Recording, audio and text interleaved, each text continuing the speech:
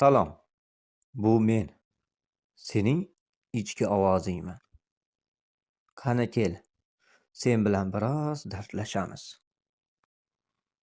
Lekin meni diqqat bilan tinglashingni iltimos qilaman.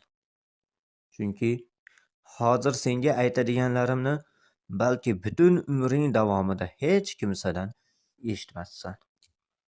Seni juda qattiq xafa qilishganini bilaman. Sevganing, qadrlaganlaring, do'stim, qadrdonim, ishongan ukam va baxtli qilgan insonlaring. Sen qilganlaringni hech biriga loyiq emasliklarini, faqatgina o'z manfaatlari uchun o'zlariga bino qo'yib yoningda bo'lganliklarini, his-tuyg'ularing bilan o'ynaganliklarini ham bilaman. Har niqobning orqasida haqiqiy yuz borligini va sen haqiqat deb bilgan ba'zi narsalarni pichoqdek olib yuragingga urganlarini ham bilaman.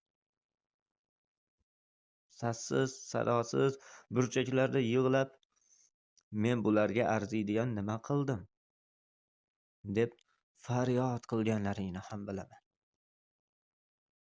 Shuncha ishga qaramasdan jim yashaganingni aytgan taqdiringda ham hech kim seni tushunmasligini ham bilaman. Ammo sen ham shuni bil. Hayotning shafqatsiz qurollari bo'lsa, hayotda Yaratganning ham ocha olmaydigan eshigi yo'qdir. Seni og'ir yuk bilan imtihon qilgan senga ajr mukofotini ham beradi.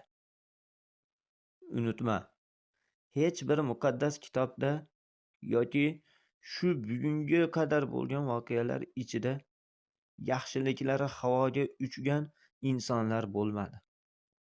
Yoki yomonlik qilib insonlarni dilini og'ritib, ulardan foydalanib yurganlar qiyomatga qadar hatto baxtli yashaganlarini eshitdingmi?